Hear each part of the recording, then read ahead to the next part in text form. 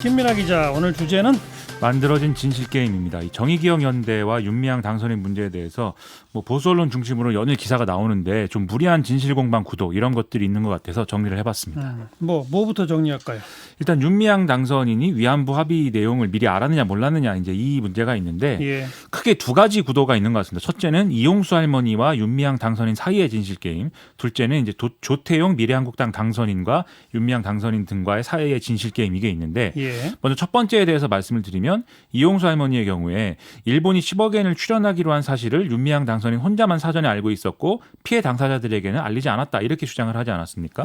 그런데 윤미향 당선인은 이용수 할머니의 기억이 달라진 것 같다 이렇게 얘기를 한 게 이제 진실 게임이다 이런 보도들입니다. 기억이 어떻게 달라졌다는 거죠?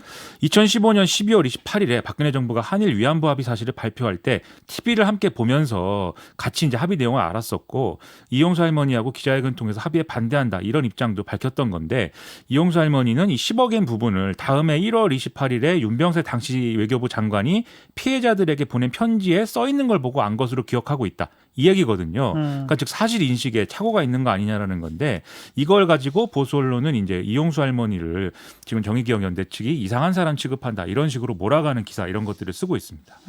그게 이제 이용수 할머니와의 하나이고 그렇습니다. 조태용 당선인 사이는 뭐죠?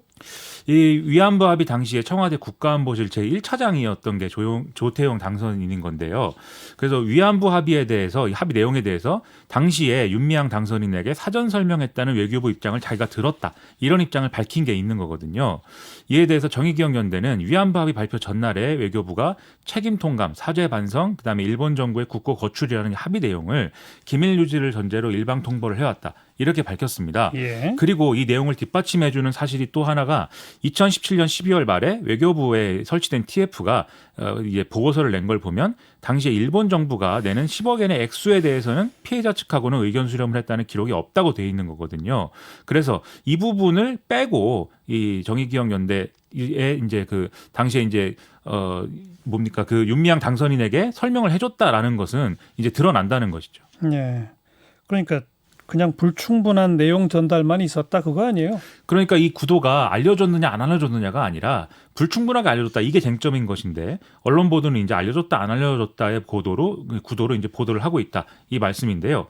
그래서 이 당시에 언론 보도를 통해서 알려진 대략의 얼개 외에 구체적 정보는 전달을 안 받았다는 게 윤미향 당선인 측의 입장이고 또 보고서에 보면은 당시에 15차례 정도 이제 피해자 및 관련 다트를 접촉했고 때때로 피해자 쪽에 관련 내용을 설명했다 이런 대목도 있어서 이것도 이제 뭔가 진실 게임이다 이렇게 보도를 하기도 합니다. 여기에 대해서 또 윤미향 당선인 측은 명절 때 선물 준다고 외교부 관계자가 방문한 거 외에 구체적 협의는 된 바가 없다라고 얘기를 하고 있거든요. 그러니까 결국 피해자들하고 성실하고 충분한 협의가 진행이 됐느냐 여기에 대한 논란이 있을 수 있지만 알았느냐 몰랐느냐라는 문제는 아니다 이런 말씀입니다. 그리고 지금 논란이라고 말한 피해자들하고 성실하고 충분한 협의를 했느냐 협의가 없었다는 거잖아요. 그렇죠. 그렇습니다. 그 실제로 그 2015년 그 당시를 조사한 외교부 태스크포스 팀도 협의가 없었다는 결론을 내렸잖아요. 그게 이제 그럼 이건 논란 대상이 아니죠? 그렇습니다. 보고서 내용에 그렇게 써 있는 부분은 있는데 접촉했다라든지 이런 게 써 있는 부분이 있는데 그 접촉의 성격이 이 논의를 협의하기 위해서 또는 어떤 논의 과정을 알려주기 위해서 접촉한 것은 아니다라는 게 윤미향 당선인의 주장입니다. 그리고 그 10억 엔을 가지고 1인당 1억 원씩 주겠다라고 했을 때 그걸 받으신 분들이 많잖아요. 그렇습니다. 심지어는 나눔의 집에 함께 사시던 분들 가운데서 몇 분은 받으셨다면서요. 그렇습니다. 그건 전적으로 그 할머님들 자율에 맡겼다는 게 입증되는 거 아닌가요? 그렇죠. 그 10억 엔에 관련해서는 이후에 이제 그렇게 말씀하신 대로 이 피해자 할머니들의 의사에 따라서 받고 싶은 분들은 충분히 받을 수 있게 해드렸다라는 건데 일부 언론에서 이제 피해 할머니 중에 자기가 그 돈을 받음으로 인해서 어떤 굉장히 안 좋은 평가를 받게 됐고 또 그것을 당시에 윤미향 당선인 등이 받지 마시라 이렇게 강요했다 이런 이제 편지를 갖고 보도를 하는 내용도 있습니다. 근데 그것과 관련해서는 이 협상의 어떤 위안부 협의의 내용이나 이런 것들을 설명해주는 과정은 있을 수가 있지만 그거를 받지 말라고 종용했다든가 이런 건 전혀 사실이 아니라는 얘기입니다. 받으려고 하는 사람을 못 받게 했다는 사실은 없다는 거죠. 그렇습니다. 네. 그다음 오늘 조선일보가 그 대문짝만한 일면 톱으로까지 썼던데 무슨 맥주집에서 3천만 원 어쩌고 하는 이건 뭐예요? 이 조선일보 보도 내용은 이런 얘기였습니다. 맥주집에서 이제 후원 행사를 열었는데 그때 3,300여만 원을 맥주집에서 지출했다라고 장부에 써 있다. 예. 그런데 맥주집 주인은 당시에 실제 발생한 매출이 972만 원이고 그중에 542만 원을 다시 정의기억연대가 가져가서 실제 결제한 금액이 430만 원이다라고 얘기를 하더라라는 내용입니다. 예. 그래서 이 보도로 보면은 정의기억연대하고 맥주집 주인하고 진실게임 구도다라는 얘기인데 예. 그런데 맥주집 주인이 페이스북에 글을 올려서 이런 보도에 대해서 문제 제기를 하는 일이 있었습니다. 뭐라고요?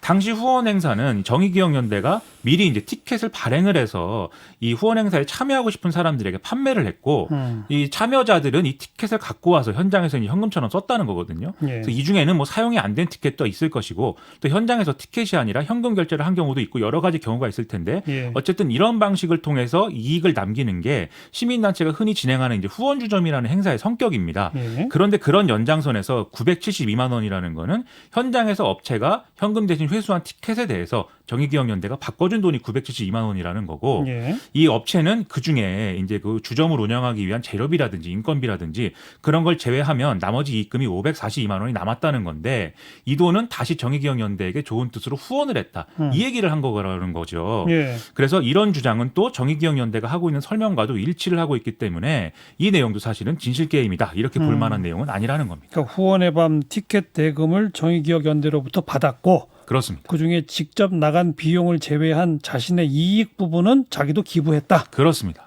여기에 3,300만 원은 등장도 안 하네요. 그렇습니다. 이게 3,300여만 원이라는 거는 그 장부상에 있는 이제 얘기를 하는 건데 방금 후원의 밤 행사라고 말씀드렸지 않습니까? 그래서 여기서 정의기억연대가 맥주집에서 쓴 돈은 모금을 하기 위한 사업비로 이제 분류가 됩니다. 예. 근데 이 3,300여만 원이라는 숫자는 정의기억연대가 한 해 동안 모금 사업을 위해서 지출한 비용의 총액이 적혀 있는 거거든요.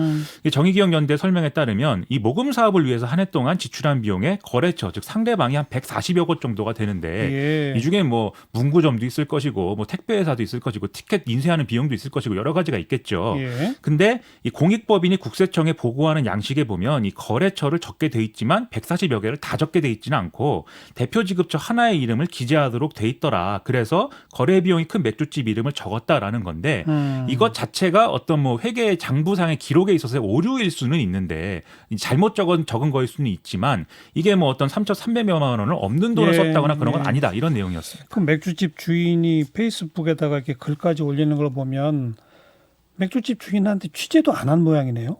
취재를 했는데 이 맥주집 주인의 주장은 자기가 발언한 내용을 그대로 쓰는 게 아니라 왜곡했다. 그렇습니다. 이 신문이 갖고 있는 프레임에 맞춰서 이제 썼다. 이런 얘기였습니다. 그 참 대조선일보가 이 3천만 원을 일면 토배까지 쓰실 만한 내용인지는 모르겠습니다만 왜들 이렇게 보도하는 거예요? 제 생각에는 첫째로 말씀하신 대로 사안을 깊게 취재를 안 하고 이슈를 따라가면서 단편적으로 이제 드러난 사실 중심으로 보도해서 생긴 문제가 있기 때문에 뭐 성실한 취재와 사실 확인에 힘써야 되겠죠. 근데 둘째로 주로 보수 언론을 통해서 이런 보도가 나온다는 점에서 진보란 대개 위선자이고 좀 파렴치하다 이런 인식을 퍼뜨리고 스스로 증명하고 싶은 이런 의도가 관철되고 있는 거 아니냐라는 의심을 저는 갖고 있습니다. 예. 그리고 셋째로 계속 이제 위안부 합의를 사전에 알았느냐 몰랐느냐의 쟁점을 만드는 건 2015년에 한일 위안부 합의는 사실은 좋은 합의였는데 이 정권과 가까운 사람들이 자기들만의 어떤 반일 노선으로 사실상 이걸 무효로 만들고 오늘날의 어떤 일본과의 대립 구도까지 계속 이어오고 있는 거 아니냐라는 주장을 하고 싶어서 이런 걸 쟁점화시키는 게 아닐까라고 저는 생각을 하는데요. 그래서 이제 정의기억연대한테 이들이 이제 피해자들을 이용하고 있다라고 주장을 하고 있지만 제 생각에는 정말로 위안부 피해자들을 이용하고 있는 건 누구인가 이걸 좀 돌아봐야 되지 않는가 이런 생각을 많이 했습니다. 네. 문제가 있으면 정확하게 문제를 포착해서 보도를 하시든지 그렇습니다. 자꾸 몰아가기 식으로 보도는 좀 안 했으면 좋겠네요. 맞는 말씀입니다. 김민아 기자 수고하셨어요. 고맙습니다.